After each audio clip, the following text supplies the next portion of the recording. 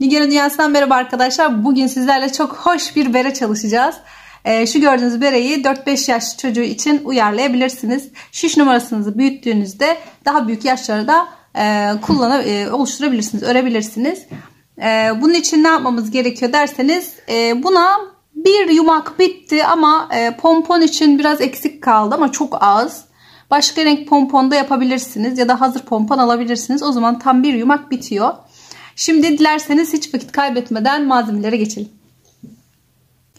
Evet, gelelim beremizin yapımına. Şimdi ben bu kısmı, yani videonun tam bu kısmını ikinci kez çekiyorum. Normalde kırmızı ipim başlarken bu kırmızı iple çekmiştim ama bütün örgü bittikten sonra videoları birleştirirken baktım ki ilk kısım yok. Başlangıç kısmı. O yüzden şimdi onu bir daha çekeceğim. Başka renk iple çekeceğim ama aynı. Markası falan aynı. Şimdi bunun için neler kullanacağız ona geçelim. 5 milimlik 40 santimlik çelik misinalı şiş kullanıyorum. Siz 2 şişle de yapabilirsiniz. O zaman da şu olması lazım. Arka tarafında, yani birleştirme yerine 2 ilmek fazladan atmanız gerekiyor ki dikiş için bunu ayarlayın. Şimdi bu bere için ben bunu 4-5 yaş için yaptım ama hani 6'ya kadar da kullanılır bence. Genişliği, yani şu eni. Siz daha büyük çocuklar için şu yüksekliğini daha çok tutarsınız. Olur. İpinizin kalınlığına göre de değişir. Kullandığım ip 100 gramı 240 metre kalınlığında. Orta kalınlıkta bir şiş ip. Ama ben bunu 2 kat kullanacağım. Buna da dikkat edin. Şimdi ilmek atmaya başlıyorum. Bu kısımda ilmek atmayı ve ilk başlangıcı göstereceğim. Geri kalan zaten normal kırmızı ipimle videolarda var. 72 ilmek atacağız. Bunun için bir tane de dönerek öreceğim için bağlamak için, yani iki ucu bağlayabilmek için bir tane fazladan atıyoruz. Yani 73 ilmek atarak başlıyoruz. 2 çift kat olarak şu şekilde aldım. Yine ilmek atmalarım her videoda var. Aynı şekilde şu şekilde böyle içinden geçirerek 73 tane ilmek atıyorum. Bu şekilde. Sanırım anlaşılmıştır. Şimdi 73 ilmek atıp geliyorum. Evet, 73 tane ilmek attım. Şimdi buradan hemen düğüm atmıyorum. Çünkü bir işlemimiz var. Bu ikisini birleştirmemiz için bir işlemimiz var. Onu yapacağız. Şimdi o işlemden bahsedelim. İlmek attığınız şu ipli olan kısmın sonuncu 73. ilmeği yok edeceğiz. Bağlamada kullanacağız. Bunda nasıl yapacağız? Şimdi böyle yapıyoruz. İlk ilmeği şu şekilde diğer şişime geçiriyorum. İlk ilmeği. Buradaki son ilmeğe de ipli olan tutup bunun üstünden atlatıyorum. Getiriyorum. Hafif çekiştirebilirsiniz. Bakın yerlerini iç içe çaprazladım. Üstünden attım. Sonra bunu bırakıyorum. Bıraktığım ilmeği, sonuncu ilmek olduğu için çekiştirebilirim. Şöyle sıkıştırıyorum. Şöyle çekiyorum. Böylece bağlanmış oluyor. Bağlandıktan sonra normal örmemize başlıyoruz. Bu şekilde. Anlamadıysanız başa sarabilirsiniz. Diğer bere videolarım da başında var. Aynı metot. Şimdi bundan sonra ne yapacağız? Bundan sonra artık dönerek örmeye başlayacağım. Gördüğünüz gibi birebir lastik yaptım. Yani bir ters bir düz lastik. Birebir lastik dediğimiz bu. Bunu uygulayacağız. Nasıl yapıyorduk? Düzle başladım ben. Siz tersle istiyorsanız tersle başlayabilirsiniz. Böyle, bu arada bunu sıkıştıktan sonra artık düğümünüzü atabilirsiniz. Buradan bir tane düğüm atın. Burası ilk etapta sıkı olabilir ama bir sıra örünce gevşeyecek artık şuralar. O yüzden sadece ilk sırada sıkıntımız var. Şimdi şöyle yapıyoruz. Ön telden aldım. Bir düz. Şöyle alıyorum ve çekiyorum. Bırakıyorum. Bir ters. Tersimi de ipimi öne aldım. Ve önden ilmek. Yine bir düz. Buradan giriyorum. Arkadan doluyorum. Çıkıyorum. Yine bir ters öne alıyorum. Bu bizim lastik kısmımız. Dönerek sürekli bunu yapacağım. Bir ters bir düz olarak sürekli dönerek bunu yapacağım. Ne kadar yapacağız derseniz 5 santimdi sanırım. Evet. 5 santim kadar bu işlemi yapıyoruz. Ondan sonra kulakları uygulayacağız. Kulak hesabını da bir sonraki videoda göstereceğim. Dediğim gibi ilk önce bu lastik kısmını öreceğiz. Ondan sonraki videoda devamını göstereceğim. Evet, yeteri kadar ördüm. Bu da ne kadara denk geliyor? 5 santimdi. Yine ölçeyim. Göstereyim. 5 santim ördüm. Şimdi ense, kulak ve alın kısmını ayıracağız. Bizim 72 tane ilmeğimiz vardı burada. 72 ilmekti. Şimdi bunu nasıl ayıracağımızın hesabını yapacağım. Bunu her ilmek sayısı için yapabilirsiniz. Şu yapacağım hesabı. Şimdi bizim 72 tane ilmeğimiz var. Bu 72'yi 10 parçaya ayırıyoruz. Yani 10'a bölmem gerekiyor. 10'a böldüğümde 7.2 bulurum. Bunu yaklaşık olarak 7 olarak alabilirsiniz. Yani 7 ilmek olarak alabilirsiniz. 7 ilmek diye hesaplıyoruz. Bu bizim ense. Ensede ayıracağımız ilmek sayısı. Ensenin 3 katı kadar, yaklaşık 3 katı kadar alın kısmı vardır. Yani 7 çarpı 3 21. Bu alın ama direkt bunu almayacağım. Çünkü ayarlamamız için bir 2 ilmek çıkartıyorum. Her zaman 2 ilmek çıkartıyoruz. 19 ilmek. Bu da alın kısmı. Şimdi bu da alın. Ense, alın. Toplam kaç etti? 19. 26 ilmek etti. 26 ilmeğe kullandım. Geri kalan ilmeklerle 2 kulağa paylaştıracağım. O yüzden bu 72'den ilk önce 26'yı çıkarıyorum. Kaç ediyor? 46 ediyor. Bu 46'da 2 kulak. 2 kulağa paylaştıracağım. Yani 2'ye böleceğim. 46'yı da 2'ye bölüyorum. 23'er ilmek kulaklar. Dediğim gibi bu benim 72 ilmek üstünden yaptığım hesap. Ama daha çok yaparsınız. Bunu daha yüksek yaparsınız. 84 ya da işte 96 şeklinde giderek yapabilirsiniz. Bunlarda da yine aynı. 10'a böleceğiz. Mesela her zamanki şeyler 10'a. 3 katı hep vardır sabit. 2 çıkarma hep vardır sabit. Bir de 2'ye bölme yine sabittir. Bunlar sabit olacak. Diğer sayılar değişebilir. Şimdi bu şekilde ayar. Evet, şimdi ilmeklerimizi takalım. İlmek tutucunu takalarak belirleyelim artık yerlerimizi. Ne dedik? 7 ilmek ense için demiştik. Şimdi burası tam benim başlangıç yerim. Başlangıç yerime kadar ördüğüm için 7 taneyi ayarlayın. İşte 3 bu taraftan 4 bu taraftan şeklinde ayarlayalım. 1, 2, 3 şu ikisinin arasına denk gelecek.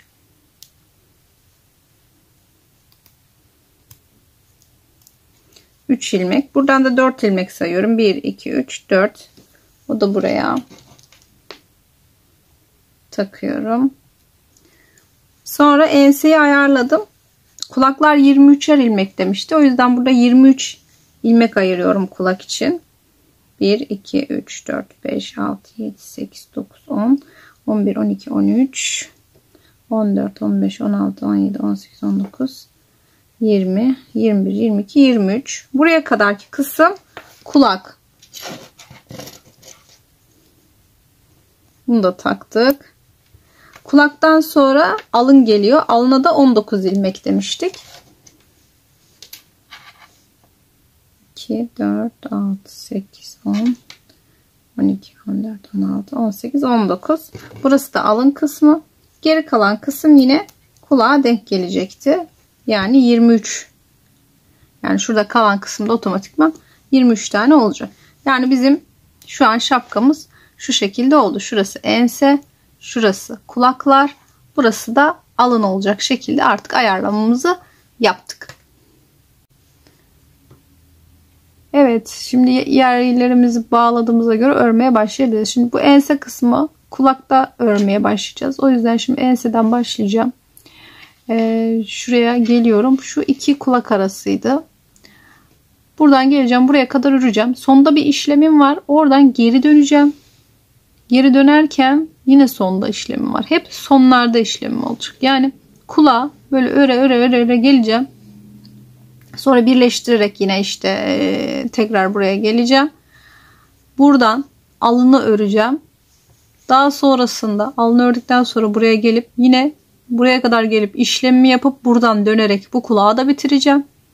En son bu kulak da bittikten sonra tekrar enseye geleceğim ve iki kulağı da bitirmiş olacağım. Ondan sonra yine dönerek devam edeceğim. Yani genel olarak yapacaklarımız bunlar. Bu kulak arttırma işini nasıl yapacağız? Daha önce çorap videolarımı izlemişseniz çoraptaki topuk mantığıyla aynı şey. Yeşil bir çorap vardı, yeşilli sarılı. Oradaki topuk mantığıyla aynı. Yani buralardan ilmekler bırakarak örüp sonra birleştirerek geri geleceğiz. Şimdi ben buradan örerek şuraya kadar geleceğim ve işlemimi yapacağım orada.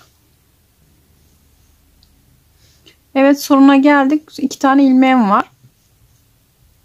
Bunu yine de normal örüyorum. Yapacağım işlem sonuncuda. Burası ters, dikkat edin. Ters yaparken buradan örerek değil de daha alttan öreceğiz. Alttan arkadan alacağım şimdi şu şekilde. Bir alt ilmeği alıyorum. Buradan ters örüyorum. Sanki üstteki ilmeği aslında yaptığımız şey şu ve ilmeği bırakıyorum. Bakın ilmek burada şu an gitmedi bir yere, yani hala sökülmez. Yaptığımız şu, sanki bir önceki ilmeği örmeden almışız gibi düşünün. Bu şekilde ilerliyoruz. Şimdi buradan geri dönüyorum. Geri döndüğümde ilk ilmeği örmeden diğer şişimi alıyorum. Şimdi ne var? Tersim var. Normal ters örerek artık gidip geldiğim için, dönerek örmediğim için normal eski sistem örgümü yapabilirim. Buraya yine bir ters bir düz olarak öbür uca kadar gidiyorum. Öbür uçta da aynısını yapacağım. Ördüm, bu tarafa geldim. Yine 2 ilmeğim var. Yine normal örüyorum tekini. Sonuncu bu düz denk geldi. Yine böyle değil de bir alttan. Şöyle netlesin. Buradan örerek değil de bir alt ilmekten ilmek çıkarıyorum ve bunu bırakıyorum. Yine arkaya dönüyorum. Bu işlemi hep yapacağım. Bunu aldım. Şimdi bu tarafa doğru en uca kadar öreceğim. Diğer ilmek tutucuma kadar. Diğer uca geldim. Şimdi ne yapacağım? Şimdi ilk birincide o işlemi yapmıştık. Şimdi üçüncüde o işlemi yapacağız. 1, 3, 5 diye gidecek. Şimdi üçüncüde o işlemi yapacağım. Bu düzümü yine normal örüyorum. Bakın 1, 2, üçüncüde daha deminki işlemin aynısını yapıyorum. Alttan girdim. İlmeğin altında. İlmeğimi çıkardım ve bunu bırakıyorum. Ve geri dönüyorum. Öbür ilmeğime taktım. Ve normal örmeye devam ediyorum. Yani 3. ilmekten bu sefer döndüm. Öbür başa kadar öreceğim. Yine 3. ilmekten döneceğim. Buraya geleceğim. 3. ilmekten yine dönüş yapacağım. Evet, 3 ilmeğim kaldı. Bakın 3. ilmekten dönüş yapacağım. Bu düzlüğü bir alttan giriyorum. İlmek çıkarıyorum ve bunu bırakıyorum. Yine geri dönüyorum. Örmeden buraya aldım. Devam ediyorum. Şimdi 5. Bak, ikisinden de 3'ü yaptık. Şimdi 5. ilmek. Sondan 5. ilmeğe kadar öreceğim. 5. ilmeğe bu sefer işlemimi yapacağım. Yani bu tek sayı şeklinde gidiyor. 1, 3, 5, 7 şeklinde devam edecek. Evet. 1, 2, 3, 4, 5. 5. ilmeğe aynı işlemi yapacağım. Şimdi tersteyim, ipimi öne aldım. Arkadan girdim. Alttaki ilmekten girip yine ilmeğimi çıkarıyorum ve bırakıyorum. Yine dönüyorum. Yine bu taraftan da 5. ilmeğimi yapacağım. Buralar artık şey yapmayacağım. Sonraki 7, 9, 11 şeklinde gidecek. Evet, 11'er yaptım. Ne demiştim? 7, 11 şeklinde gidecek demiştim. 11 yaptım. Toplam kulakta 23 ilmeğimiz vardı. 11 bu şişimde var. 11 de bu şişimde var. Ortada da bir tane işlem görmemiş olan var. Rahat anlamanız için bunu ayırdım. Normalde böyle yapmam. Şimdi şurada bakın işlem görmüş ilmeğim var. İşte ne yaptım? İkisini alttan ilmek alarak birleştirdim. Ve o sırayı bitirdim. Döndüm bu yüze. Bu sondaki de daha önceki sırada yine alttan ilmek alarak yaptım. Şimdi bu yöne döndük. Ne olacak? Ortada bir tane işlem görmemiş var. Şimdi bununla işlem yapacağım. Hatta bunu da şöyle yapalım. Başka bir şişle yapayım. Daha rahat ilmekleri alırken görün. Çünkü şey sıkıntısı olabilir. İlmek belirleyici koymadığımız için sıkıntı yaşayabilirsiniz. Siz buralara başına sonuna ilmek belirleyici koyarak da yapabilirsiniz. Şimdi ilk ilmeğimi aldım. Bu 1. Bu düz örüyorum. 2. Şimdi üçüncüyü her seferinde şişlerden bir bu yandan bir bu yandan ilmek alarak genişleterek, yani şu ortadaki şişte ilmekleri toplayarak gideceğim. Şimdi üçüncü bu kenarda, bakın yine işlem görmüş olan. İlkine başlıyorum. Şimdi ne yapacağız? Burada 2 tane var üst üste. Serbest bırakmıştık. Alttan ilmek çekmiştik hatırlarsanız. Bunu ne yapacağız? Alttan ilmek çektiğimi alıyorum.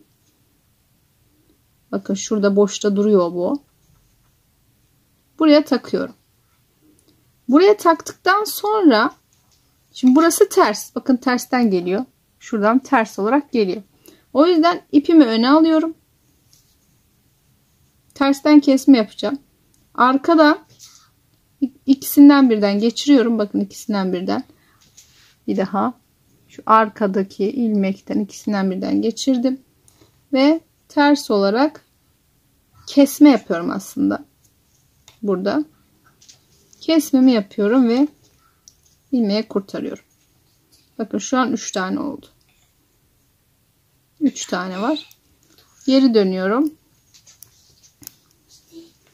Öbür şişimi aldım. Şimdi öbür taraftan aynısını yapacağım. İlkini örmeden aldım. İkincisi ters ilmek. Tersimi ördüm. Düzüm. Bir dakika. Düzümü örüyorum. Şimdi buradan da bir tane alacağım. Bakın bu ne? Bu ördüğüm ne? Ters. Tersimi alıyorum. Şimdi işlem gören var. İşlem görene geldik. 2 tane üst üste var. Oradan tanıyorum bunu. Bakın burada üsttekini alıyorum. Burası düzü göstereyim. Üsttekini alıyorum. Buraya geri takıyorum. Daha sonrasında şu şekilde bir düzden kesme yapıyorum. İlmek kaçırdım. Düzden kesme yapıyorum. 2 kere dolamışım. Düzden kesme yapıp bunun üstüne alıyorum. Şu an 5 tane oldu. Tekrar arkaya dönüyorum. Buradan aldık, artık daha almayacağız. Bak sondakinden hep sonda işlem yapıyoruz. İlmek aldım. Bakıyorum ne var? Düz. Ne var? Ters. Düz. Ters. Sonra geldim. Bakın bu düz işlem görmemiş ama düz örüyorum. Geldim terse, ters işlem görmüş. Çünkü 2 tane var üst üste. Tutuyorum ilmeği. Şöyle biraz çekiştireyim, tam görünmüyor. Tutuyorum, buraya takıyorum. Taktıktan sonra ipimi öne aldım. Arkadan hep kaydırıyorum işleri. Arkadan girip ilmeğimi alıyorum. Ters kesme yapıyorum yani. Ve bırakıyorum. Yine döndüm. Bakın burada hafif bir bombeleşme oldu bile.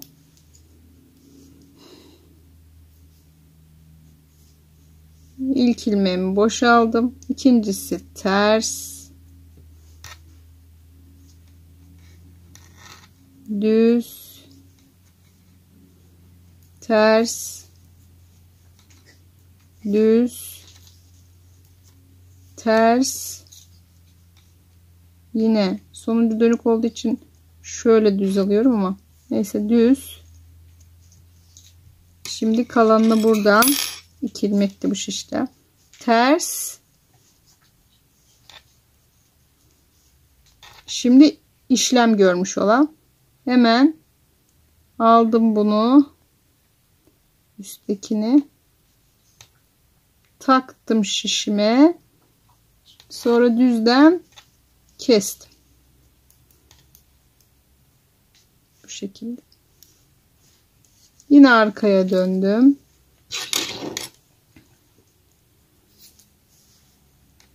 Normal aldım. Bakıyorum düzdeyim. Düz, ters, düz, ters. Sonuna kadar gidiyorum.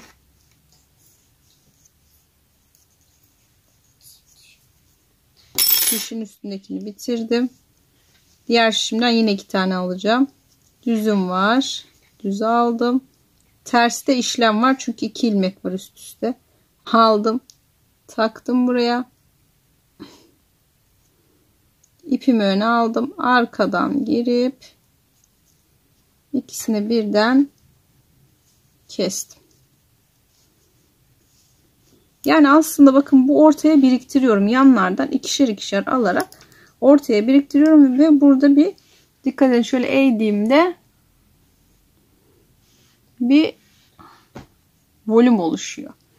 Bu iki taraftakiler bitene kadar bu işlemi yapıyorum. Gidip gelip iki buradan alarak bu tam şu iki tane ilmek tutucumun arasındaki ilmekler bitene kadar bunu yapıyorum. Evet, en sona kadar geldim. Bu sonuncusunda da işlemi yaptım. En son ilmekte burada. Geri döndüm, geldim. Burada da yine sonuncu işlemi yapıyorum.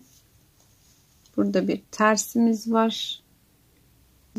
Yine tersimizde ilmeğim, şu üsttekiymiş. İlmeğimi takıyorum ve ipimi öne alıp tersten kesiyorum. Yani toplam 23 taneye ortadaki şişimde artık benim tek şişim var. Toparladım. Şimdi burası ense kısmı. Zaten buradan gelip başlamıştık bu taraftan. Buradan da bitti. Burası da alın kısmı. Diğer kulağa geçeceğiz. O yüzden buradan ilmeğimi şöyle takıyorum. Ve ne var? Düz var. Yine artık dönerek devam ediyor gibi örmeye başlıyorum. Öbür kulağa geçiyorum. Burası alın. Alını normal örüyorum. Diğer kulağa doğru ilerleyeceğim. O tarafa geleceğim. Orada da gelirken böyle başta değil sonda. Yani buraya başlayacağım. Kulak şurası. Kulakta ne yapıyoruz? Geliyoruz. Sonda işleme başlıyorduk. Diğer kulakta yaptığımız işlemin aynısını yapacağız. İlk önce kısaltacağız. Sonra tekrar genişleterek en aşağıya ulaşacağız. Buraya kadar gelip yine işlemi yapacağım. Orayı yapmayacağım. Şuradaki kulağın aynı işlemi burada yapacağız. Ondan sonra o işlemi yaptıktan sonraki adımı göstereceğim. Evet, bu kulağı da ördüm. Şimdi son kısmını yapacağım ve burası ense kısmı. Buraya doğru devam edeceğim ve artık turumu tamamlamış olacağım. Son kısmını da yapalım. Tersle bitirmişiz. İlmeğimi aldım. Yine taktım, tersteyim. İpimi öne alıyorum. Arkadan girip ikisini birden ilmek alıp kesiyorum. Ve böylece iki kulağı ve turumu tamamlamış oluyorum. Bakın şurada ipim şurada olduğu için buraya kadar yine örüyorum. Artık dönmeye başladığım için ilmeklerimi bu şekilde alarak devam ediyorum. Şimdi bundan sonra ne yapacağız? Artık kulak kısmını bitirdik. Normal dönerek örmeye devam ediyoruz. Şöyle göstereyim. Bakın şurada kulak kısımlarım. Şu alın, şu da ense. Dönerek örmeye devam edeceğim. Yalnız dönerek örerken şunu yapacağım. Benim şuradaki, yani kulaklar hariç şuradaki uzunluğu 5 santim. Ters düz lastik var. 5 değil 6 santim pardon. Yine bir ölçeyim ben.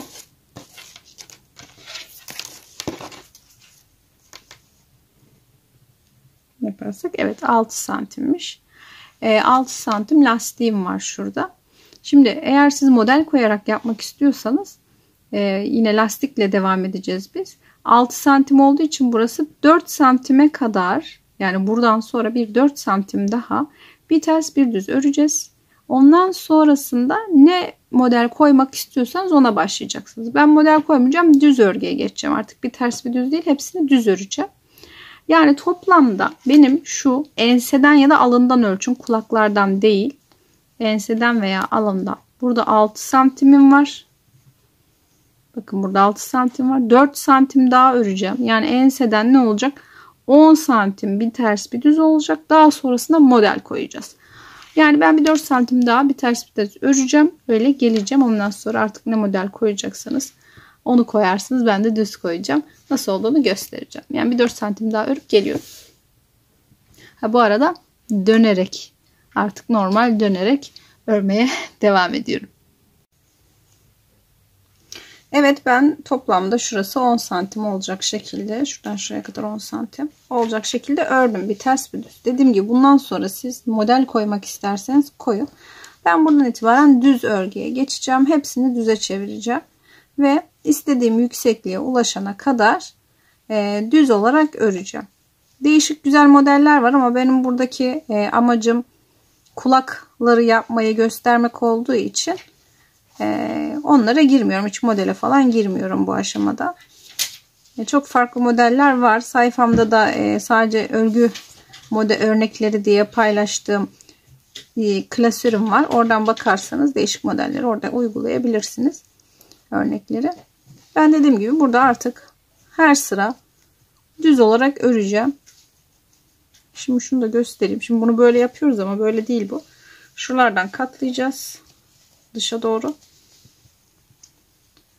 Şöyle katlıyoruz. Ve bizim şunlar kulaklarımız oluyor. Şurası alın kısmı, arkası da ense kısmı. Buradan itibaren model koyuyoruz. İstediğiniz uzunluğa göre hangi çocukların işte yaş grubuna göre şu kaç santim olmalı tepe yüksekliği. Bunun şeyleri var, cetvelleri var. Ölçü tablosu var. İnternette bulabilirsiniz. Baş çevresi, şapka, bere yapımı falan diye yazarsanız orada ölçüleri çıkıyor. Ben şimdi bunu ölçerek yine işte yapacağım. Sonra size söyleyeceğim kaç santim ördüğümü.